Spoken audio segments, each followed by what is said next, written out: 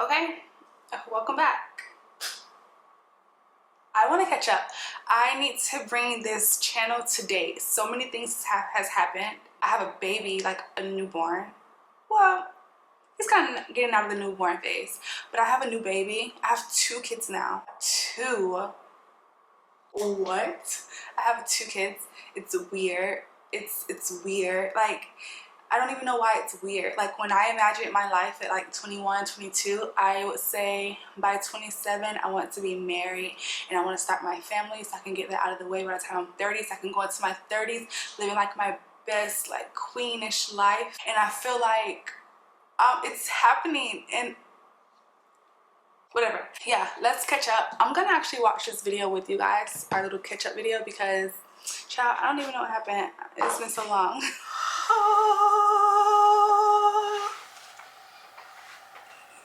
Okay, yeah, that's so not happening.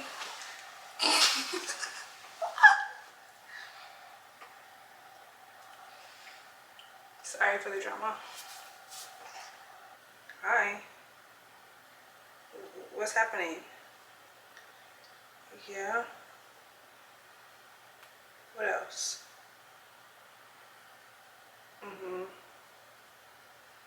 Are my braids interesting to you? They're called braids. They didn't grab mommy's scalp. I'm not an alien, I promise. I promise. He looked down towards my eyes like, are you sure? Those are my teeth? Yeah, I have Zubby. You have Zubby soon. Do you want some milk? Okay, yeah, you want milk. I can take the cue, sir. I got you. I got you. That's what I'm here for. Milk supplier. He's gnawing on my arm. Okay. Yep. There you go. Oh no, sir. Not like that. Let's try again. Aww. Aww. There you go. Good jobs. I'm a mom of 2. What? Hold on. I'm good in there. This is wild. So we are on, I don't even know what we're on actually. 1, 2, 3. We're on day 4 since I've given birth. Very fresh. So I thought it would be better to record this while I'm still in emotions of things, you know? Like, it took me a moment to get seated here. It's actually comfortable now in this crisscross. But at first I was like, wait, hold on, something don't feel right. I'm good now. I'm good. Let's rewind, because there was footage that was supposed to go out before this video was released, because I thought I was just not gonna go into labor until like a week from now, because he just was not trying to come.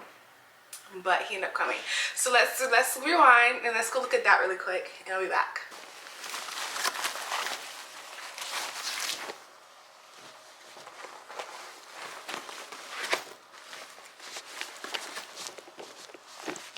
Oops. Sorry guys. Smacking y'all on the face and stuff. Okay. Changing table, same as before. I got this from Amazon, I think, for my daughter. The top rack just has all this extra outfits that didn't get hung up. My postpartum belt, which is going in my little birth bag, but not yet. Some nursing bras, and you know, the big granny undies that you have to wear after you give birth. You know, yeah. You guys don't care about all that. And then down here we have some, why can't I think? What are these? What do you even call these? You know, the things that go around their neck. I'll put the correct term. You guys know what these are. They're like the, take one out because you may not know. It's this. It's the burping cloth, right? Not a birthing cloth. It's a bib. It's a bib. It's a freaking cloth bib. Why couldn't I get that out? And then some little hats for him, all of his socks, and then his shoes. These are actually Ani's shoes, which he can't fit through anymore. But I was like, he low-key can wear this. So it's gonna be his first hand-me-down from his big sister. My dad bought Anelia these, but I missed the time slot because she had so many shoes because they literally bombarded her with shoes. And I missed the time slot for these, for her to ever wear these. So he's gonna wear them. And then my stepmom recently bought these cute little Vans. I think they're so precious. I'm just gonna put diapers down here. Just haven't done it yet. And then over here, it's just like some stuff. My phone is ringing. Hold on. Hey, mommy. Hey. I love you. Love you too. Okay. All right. So in here we have Aquaphor. Love this. I have Aveeno. I started off with Aquaphor wash, I think, with Anelia for the first pregnancy, and then as she got older, I stopped using it, and I forget why, but I love this more because of the oats. So I said I'm gonna just start him off with this. This is like actually a hand-me-down as well because I did not purchase this time around because I didn't think it was necessary. But like, since I have it, I guess I'll use it. But this is just like a brush to like clean their scalp when they are first born. This is just like a little comb. And another brush over there. This is new as well. Didn't do this last time around Ani, but it was difficult to clean her mouth and her gums, so I went this route this time. It's like just little oral cloths. This is also something new I didn't do before. I used just the nail files last time, but her nails were so like brittle, they would just like bend. So I got this one this time, and hopefully it helps, and it just kind of spins softly. And yeah, and it also comes with like just different ones. So it starts off with the 0 to 3. Oh, and then it moves its way up. And the back there, that's stuff that we're not ready for. It's off when you get older, like the snot sucker. We have like the teething ring and some pasties that I need to sterilize, I mean. And then we have a thermometer back there. All my water wipes, stock ups, his first bill. Ani's first bear was a little elephant, and now he has his own, like a little fox or something. So cute. And then just like these little rattle things to go on his hand. And yeah, that's the stock up there. And then his section in the closet looks like this. This is his first winter coat. It's really the theme that I was going for. Like, I really just wanted to stick with like blues and grays and whites, because you know, in their newborns you really can like embrace that white phase of just putting them in like pure white clothes because they don't really make messes. And this is just me going on a rant because I'm like approaching 41 weeks, and I'm just so shocked as to why he's not trying to come. Like, no signs of labor at all. I got my hair freshly done, I got my nails done, I got my lashes done. I was ready to go. My makeup looked real cute here though. So yeah, I think we ended off with my husband telling me to pack my bag for labor or something like that. And by the way, it never happened. I did laundry that night. I finished setting up some stuff in the baby area. He's gonna hold that over me for the rest of my life. He ended up packing my labor bag for me. Sucks to suck. Love you, Mishni. I'm gonna give a brief of what is talked about in this video because I talked so fast in that video, and I need to work on slowing it down a little bit because people won't be able to understand me if I don't. So oh, what am I doing? Eyebrows first. So the way labor went down, the way that day went down, completely different from my first labor, by the way. But who's comparing? Me too. I went into labor around like 2 a.m. in the morning. That's when like it got intense. And mind you, I feel like I had already been in labor for days early, which they say you can be. And the reason why is because the pain that I felt from 2 a.m. I feel like hold on, let me back up some. The pain I felt, that's not gonna work. Is it obvious I haven't recorded in such a long time? Because it's feeling pretty obvious over here. The pain that I felt before 2 a.m. to the pain I was feeling at 2 a.m. was like, it was intense, but it wasn't like, I don't know, as bad or something. I don't know. It wasn't like the end of the world. And I'm only saying that because it's been 4 months later. If you would have asked me that while it was happening, it probably would have been like, I probably was like saying it was the worst feeling ever, right? So it was bearable. Let's just say the labor pains were bearable at 2 a.m. So this is the moment where I know like officially that I'm like in labor, right? The next morning was when it started to get more intense, but I still kind of had like the same opinion. Like I'm not going to rush this. I want to stay home as much as possible, as long as possible, and keep it as that. And I kind of felt the same way the first time with my daughter, just because finding out how far dilated you are can be pretty intense to your mental state while you're in labor. So I think around 9:15 was when I went to the restroom and I had a huge blood clot. It was like kind of scary, honestly. I'm like, what's happening? And I think the problem is like I compare everything to my labor the first time. I had my husband like call the midwife. He's telling her what's happening. She's like, don't flush the toilet, send me a photo of the blood clot. I want to see what you see.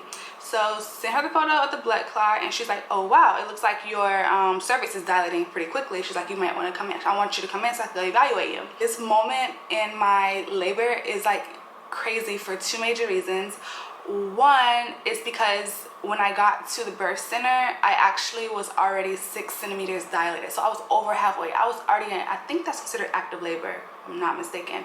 I was already in active labor, I believe. And two, the birth center, the night that I gave labor, was packed. Apparently 9 babies were born in a 36-hour time slot. And there's only 3 rooms in the birth center. So I'm always like, I always think back on how insane it was that I called her at that moment, that she asked me to come in at that moment. Because if I didn't get a room, I heard women were like birthing in the hallway. Like, if I didn't get a room, that would have been crazy. That would have been so crazy. I wonder if like women had to get transferred to the hospital. I wonder what was happening. But ultimately, they were saying that they had a holiday boom of babies come, and it was crazy. So we get to the birthing center. I already alerted my mom, but I had my mom drive to the birthing center instead of riding with us, because she was going to be watching Ani ultimately the whole time. And I wanted, if you know the situation was so intense, her being in that room so long, if it was too much, I wanted her to have exit, to be able to go, you know. So my mom was gonna be her exit. She was in that birthing room over 11 hours, and she did so well. Like I mean, honestly, I had almost, I don't even remember her being there. Do you guys remember that TikTok that went viral of the women who were talking about what it's like working with helping women deliver babies, and they kind of were like making jokes about it, and they got fired, and it became a big deal on social media because they got fired for doing this, and everyone felt like they didn't deserve to be fired. They 100% deserve to be fired. And I had a full circle moment just now because I said I don't remember her being there. And I just want to say, when you're in labor, you're in such a vulnerable place. And if we just think about it from a surface level, right? You're in a room, triple hot open, everything's out exposed to a bunch of women that you don't even know, right?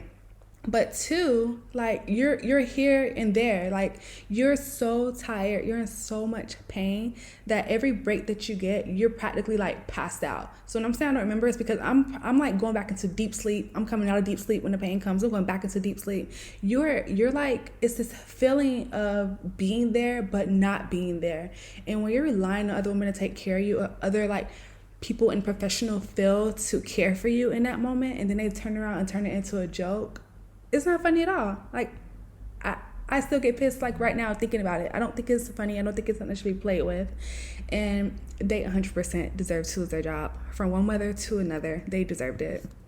But I know when I was conscious and I thought about her, I'm gonna look over, she was like watching a movie, she was playing with my mom, she was eating a snack or something, you know.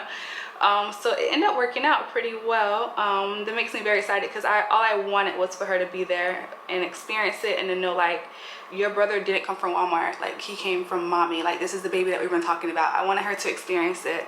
And I think that, I don't know, I just felt like it would like bring their bond together, them be closer or something, when she knows that he's a part of our family, like understand, like, you know, I don't know, whatever. I was in my head about it. It happened and she did great.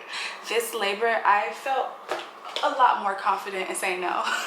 I said no to so many things. The pain was just so different this time around. And this was something I was already warned about. You know, they say like, oh, every labor is different. It is. I only had pain in like my vaginal area when I birthed my daughter. This time I had pain everywhere. I mean, I had pain in my legs, I had pain in my back, I mean shooting pain in my leg. I had pain everywhere. So they were like offer, you know, like when you're birthing naturally, they want to offer you like all these natural ways to move around and keep you active. If it wasn't walking back and forth, I didn't want to do it. I didn't want to do it. We did multiple things this time. We did the peanut, where you just like kind of lay on the peanut. It's like peanut, it's like the bouncy ball that you work out with, that big ball, but it's in the shape of a peanut, and you prop that in between your legs, and that's supposed to help keep your labor moving forward. And then I got in the shower on 4s and had water running in my back. I couldn't do any of it. It all was so painful, especially on 4s. Like, I would feel every time the contraction would come, I would feel shooting pain in my leg. I don't want to feel that ever again. Like, man, I was lucky enough to have Sandy again birth my baby, which is such a blessing. I had saw her 2 weeks. I had my son after the 40 weeks. I was at my 41-week check-in, and she was there for that check-in, and she's like, you know, if you want to hold off until 48 hours, I'm gonna be here. Maybe I'll end up delivering your baby again. She was there. I went into labor 48 hours. It was crazy. So that was a huge blessing, because there's just like, I don't know, I can't explain it, but there's just like this weird connection that I feel with the person that helped me birth my child. And she taught me so many things during my birth and labor, so I kind of like, you know, it was special. I don't know, the people that help you birth your child, just feel you have a special place for them in your heart. One thing that I want to point out briefly is the time. I feel like my labor delay had a lot to do with my mental state. Once I got past like 6-7 hours being there and I hadn't birthed, I kind of felt discouraged, because like everyone's like, oh, everywhere I go I'll meet a stranger and they find out it's my second baby, and they'll always be like, oh, you're gonna have this baby so quick, you know, as soon as you start feeling the signs that you're contracting, go, hurry up and go, because it comes so quick. I was in labor the same amount of time the first time around as I was this time around. By the end of it, my husband goes out. He went out for a break where he's like, there's women in the waiting rooms and stuff, like legit in labor. And he's like, I just want to say that you're doing so good. He's like, these women are out there like screaming to the top of their lungs. I even heard the lady next to me screaming to the top of her lungs.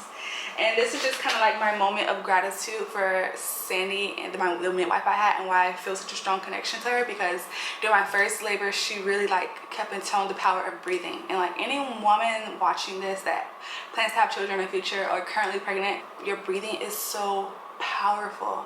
It's so powerful. The moment that I remember, at one moment when I was close to delivering my son, I would like, when the contraction will come, I would like literally cringe up, and my husband would like look at me like, you're not breathing, you have to breathe, like you forgot to breathe. And I'm like, oh crap, thank you, you know, because I would like lose sight of that, and when I brought myself back to it, that's when I would progress in my labor. But you really can breathe through your contractions, and I think it's important to know that, because when you're not breathing through your contractions and you're getting all tense up, you're only working against your body and not with it. And that's something that Cindy always reminded me. And when you're in labor and you're in so much pain, you want to do whatever it takes to work with your body, because your baby's working down there, your body is working to get the baby out. You want to be doing what you can as well to help keep that going, that process going. So power of the breath, don't forget that. When I found out that I was pregnant again, I had this huge fear of birthing, because I didn't want to experience fiery crotch again. Like that feeling is so intense. But when I tell you, my contractions at this point hurt so bad, I was literally pushing so that I could feel fiery crotch. I didn't want to call a midwife. I felt my son's head down there a couple of times, but I felt like I can do it. I'm like, I can push my son out. I can do this on my own. I was committed to doing it on my own, but then I couldn't do it, and he would end up going back. It's this feeling that you feel, like this pressure that you feel, and he would go back. And then by the last time I felt him there, his head was there for a while. I like tell my husband, I'm like, go get Sandy now. My mom and my husband like run to the door, and they're like calling for Sandy, and she comes. Literally, apparently there's like 2 other midwives there, because all the midwives had to come into the shift because how busy it was.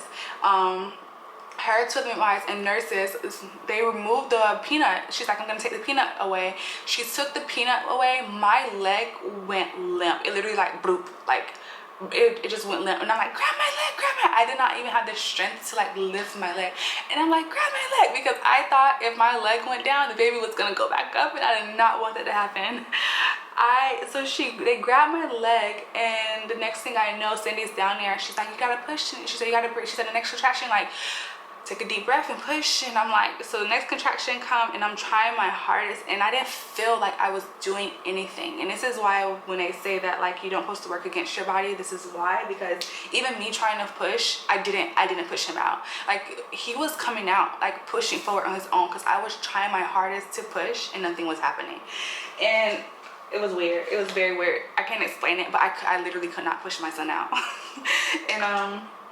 And then after that, he comes. Apparently the reason why that part was so intense is because he was breached. He apparently had his arm rest against his hand on his way out, like just chilling. Typical boy.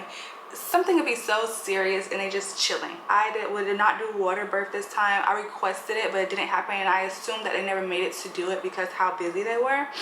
But now that I've experienced both, I recommend a water labor to anyone that can get it. That's my labor and delivery story. So let's move on. Next we have holiday time. It was very special because we got to do a lot of the holiday shenanigans together this time. And let me tell you guys, the whole myth about holiday shopping and stuff like that is so true. At home, everything in stock, pretty much everything goes in stock, and apparently as long as you shop before Black Friday, you'll be fine Christmas shopping. So that's the tea on that. We end up setting up the tree, some cute decorations, and I knew at this moment that we were moving. I just still wanted to do it because it's holiday time, and I feel like no matter what stuff you add to your holiday collection, you can just keep it and use it in later years anyway. So now we just have like more stuff added to our holiday collection. I am officially 4 weeks postpartum. Let's start with this mask. I have so much to catch you guys up on. My brain is all over the place. I don't know where to start, but we're just gonna start. It's literally just turmeric and yogurt. It's nighttime, by the way. It's like 6-7 o'clock, but you know the sun is setting like super early right now. So where am I? I'm home right now with the baby. My husband and my daughter are gone to the airport. They're going to pick up my parent-in-laws, my in-laws. How are you supposed to say this? Your parent, parent. They're going to pick up the in-laws because they just got in town from Bulgaria. So I really want to throw on this mask and go downstairs and wrap their gifts before they get here. What am I up to? How do I feel? 4 weeks postpartum, I'm feeling good. You know, the first few weeks were like not fun for me. I think I just had different expectations. The boobs are really boobing right now. Oh my god, I need to pump some milk or something. And let me just say something. If you are currently gosh, this is like intense. If you are currently pregnant and you know you're gonna have a whole support system after the delivery of your baby, make a list. Hold on 1 second, guys. Make a list. And everyone, when I took group 3 at the birth center, they were saying like how you should make a list of all the things that you would normally do around your house that you would want done.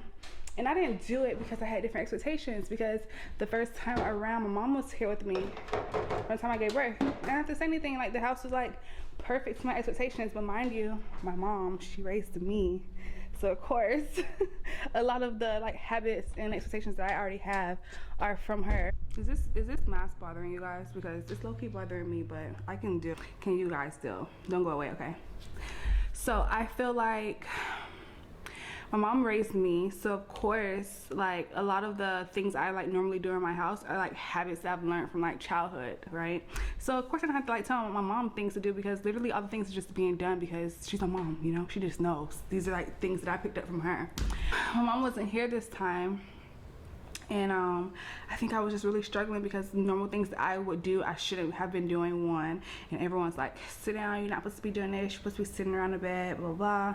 And it's just like, I don't know, like, you just feel like this obligation to be doing things. I don't know why. So if you know that you're naturally one of those type of people, for one, chill, right? Because you're supposed to. I'm not even gonna encourage you to not chill. But 2, make a list so that people know what's expected of them, ultimately, right? Like, no one's gonna know what you want unless you like verbalize it. And I think I didn't want to verbalize it. I didn't want to tell no one, go mop my kitchen floor. I didn't want to tell no one, hey, can you go do this laundry for me? I just didn't want to do that. So I feel like I should have made a list so that people would have known like what I wanted ultimately. So yeah, we're about to wrap presents now. While this dries, I'm gonna wash this off. Hopefully I'm done by the time it dries.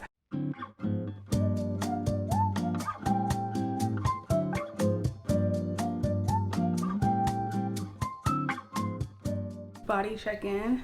I have dark skin still, loose skin, you see all that, and then this is what we look like. This is just like not doing anything, and then I can bring it in. I can do that right now, which this takes a lot of energy for me to do. I get really out of breath, and with Anelia I couldn't do this at all.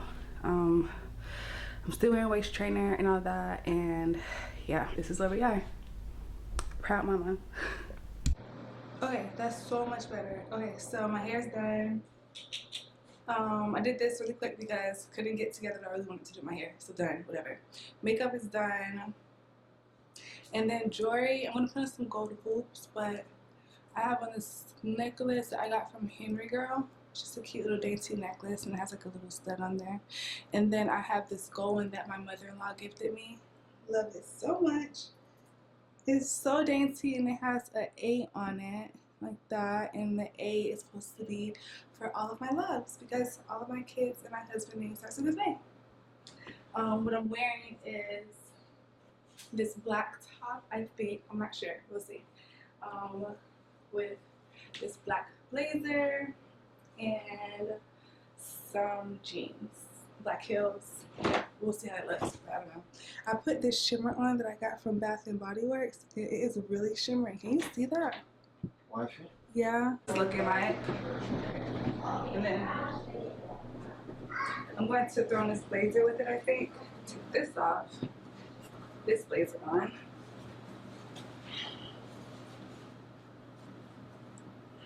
Boom. I wish this was tighter. Boom.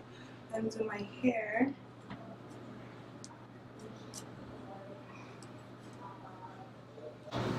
Bam. And we're ready. So post date night, we pretty much had a lot of family time, just making sure we go out a lot and allowing Ani to spend time with her grandparents, both from my parents and my husband's parents, my in-laws.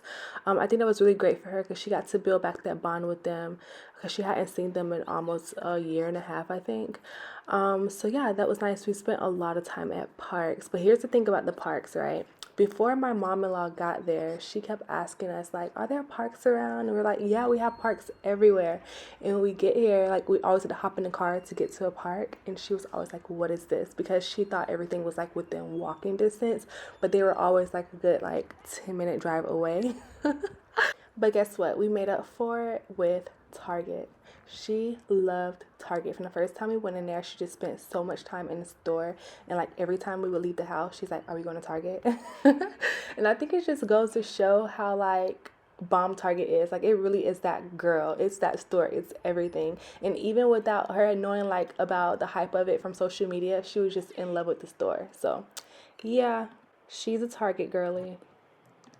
So we spent a day at the aquarium. Actually, on this day, we spent a full day in Atlanta. We went to the aquarium. We went and walked around the Olympic Park. Y'all know what park I'm talking about, right? And after that, went and had lunch at like McCormick's, I think, which the food was okay. They tried oysters for the first time and they liked them. We also went to Botanical Gardens. This was a cool day. Let me just tell y'all, I was a little photographer that day. I went back looking through my pictures to find footage and look at what I captured. And look at my husband. Looking like a snack. Okay. We went to the zoo, and I mean like, it was a zoo. It was zooing. Ani enjoyed it. That's what mattered most. And then we also spent a day at Stone Mountain.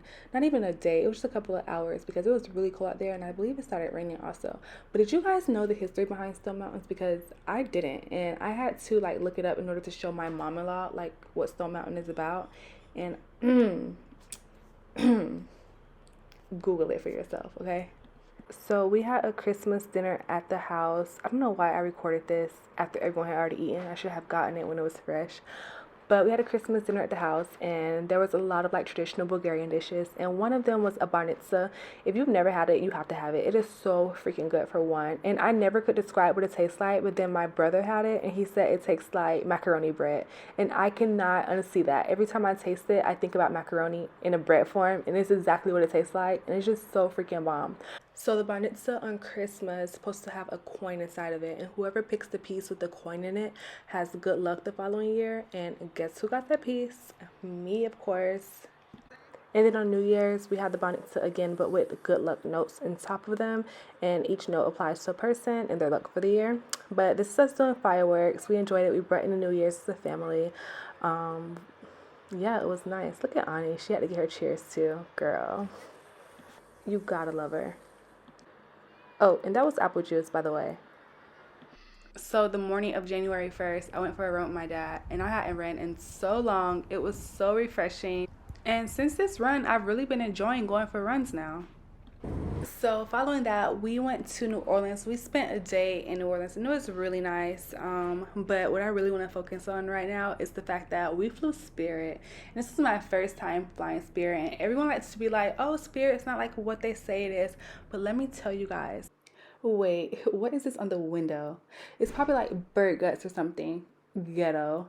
But anyways, I Googled and the average plane goes around 500 miles per hour. When I tell you, I felt all 500 of those miles per hour. The plane was going so freaking fast and it kept having like random like half a second drops, and it literally felt like my soul was leaving my body every time it dropped. It was the worst flight ever. Granted, the flight coming home was a lot better. It was a female pilot, go her. But on this flight, the flight attendant is doing like his whole little welcomes to the flight and so forth. And you know, he's letting us know that they're about to come around for snacks. He's like, thank you for flying. We're on our way to. And then he pauses. Everyone looks back like, why did he pause? He's looking down at the next flight attendant in the front. And he's like, where are we going again? When I tell y'all, I dropped my jaw. I'm like, this man has to be giving us a little haha because, you know, Spirit's supposed to be ghetto. Because you can't tell me he came into his shift and not knew where he was going. We spent the next few weeks packing up our house. Look at me in my mom bod. But yeah, we spent the next few weeks packing up the house. And oh my gosh, we made a big decision. And I can't wait to share it with you guys. But I'm going to share it with you guys in the next video. It's really life changing. I'm not even going to hold you. But yeah, thank you guys so much for watching this video. And I'll see you in my next one.